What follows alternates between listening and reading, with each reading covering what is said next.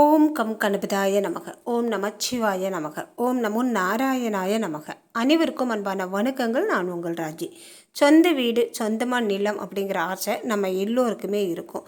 சொந்த வீடு வாங்கணும், சொந்தமாக சிறிதளவாவது இடம் நமக்கு இருக்கணும் அப்படிங்கிற ஆசை, எண்ணம், கனவு இது எல்லாமே நமக்கு நிறைவேறணும் அப்படின்னா முருகப்பெருமானின் அருள் வேணுங்க.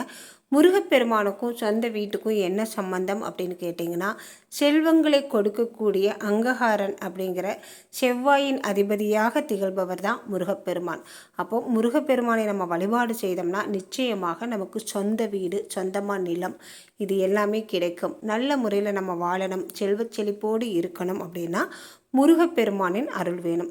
சொந்த வீட்டுக்கு மட்டும் இல்லைங்க, எல்லா காரியங்களுக்கும், எல்லா ஆசைகளுக்கும், எல்லா வரங்களுக்கும் முருகனை நாம் வழிபாடு செய்தால் நிச்சயமாக நடக்கும். அதற்காக தான் நம்ம பெரியவங்க சொல்லுவாங்க, சுக்குக்கு மிஞ்சிய மருந்தில்லை, சுப்பிரமணியருக்கு மிஞ்சிய தெய்வம் இல்லை. அதாவது எந்த ஒரு காரியத்திற்காக முருகனை நாம் வேண்டினாலும் அந்த காரியத்தை நமக்கு நிறைவேற்றி கொடுப்பார். நம் ஆசையை அனைத்தையும் நிறைவேற்றி கொடுப்பார் முருகப்பெருமான். முருகப்பெருமானை நம்ம எந்த முறையில் வழிபாடு செய்தாலும், விரதமிருந்து வழிபாடு செய்தாலும், பாடல்கள் பாடி வழிபாடு செய்தாலும், விளக்கேற்றி வழிபாடு செய்தாலும், நம்மால் என்ன செய்ய முடியுமோ அதை செஞ்சோம்னா அந்த வழிபாட்டை அவர் ஏற்று நமக்கு நிச்சயமாக நல்ல பலனை கொடுப்பார். பண கஷ்டம், வறுமை, கடன் பிரச்சனை, திருமணமாகலை, குழந்தை பேரு இல்லை, தொழிலில் நல்ல வளர்ச்சி இல்லை அப்படிங்கிற எந்தவித பிரச்சனையாக இருந்தாலும் சரி, குழந்தைக கல்வியில் நல்ல முறையில் வளரணும், குழந்தைங்க நல்லா படிக்கணும் அப்படிங்கிற நம்மளுடைய எந்தவித வரமாக இருந்தாலும் சரி, வேண்டுதலாக இருந்தாலும் சரி, அந்த வேண்டுதலுக்கு நம்ம முருகப்பெருமானை மனமாற வேண்டினால் போதுங்க, நிச்சயமாக நல்ல பலன் கிடைக்கும்.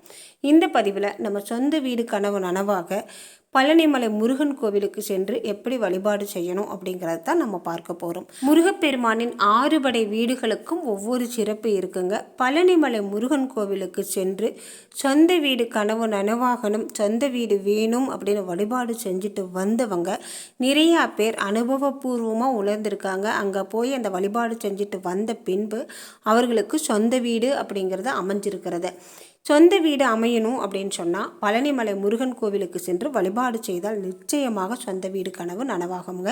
சொந்த வீட்டிற்கு மட்டும் இல்லை, பிற எந்த உங்களுடைய வேண்டுதல் இருந்தாலும் பழனிமலை கோவிலுக்கு சென்று நீங்கள் வழிபாடு செய்துட்டு வரலாம். முருகப்பெருமானின் 6 படை வீடுகளில் ஏதாவது ஒரு வீட்டுக்காவது சென்று வழிபாடு செய்துட்டு வந்தீங்க அப்படின்னா உங்கள் வேண்டுதல் உடனடியாக நிறைவேறும். பழனிமலை முருகன் கோவிலுக்கும் உங்கள் ஊருக்கும் பக்கமாக இருந்தால் மாதத்தில் ஒரு முறை சென்று வழிபாடு செஞ்சுட்டு வரலாம். ரொம்ப தொலைவாக இருக்கீங்க அப்படின்னா 3 மாதத்திற்கு ஒரு முறை, 6 மாதத்திற்கு ஒரு முறை, வருடத்திற்கு ஒரு முறையாவது சென்று வழிபாடு செஞ்சுட்டு வரலாம்.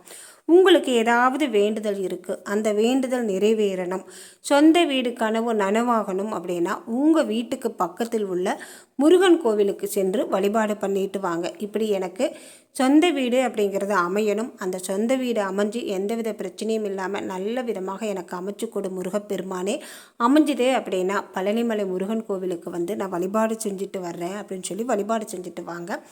உங்கள் வீட்டுக்கு பக்கத்தில் இருக்கிற முருகன் கோவிலுக்கு போகிறப்ப 2 நெய்விளக்கு ஏற்றி செவ்வரளி மலர் கொடுத்து வழிபாடு செஞ்சுட்டு வாங்க. தொடர்ந்து ஒரு 6 வாரமாவது சென்று வழிபாடு செஞ்சுட்டு 6வது வாரம் பழனிமலை முருகன் கோவிலுக்கு சென்று கீழே உள்ள திரு ஆவினன்குடியில் குழந்தை வேலாயுத சாமி இருப்பார், அவரை வழிபாடு செய்துட்டு மேலே மலை மேல் இருக்கிற தண்டாயுதபாணி சுவாமியை வழிபாடு செய்துட்டு வந்தோம் அப்படின்னா நிச்சயமாக சொந்த வீடு கனவு நிறைவேறுங்க.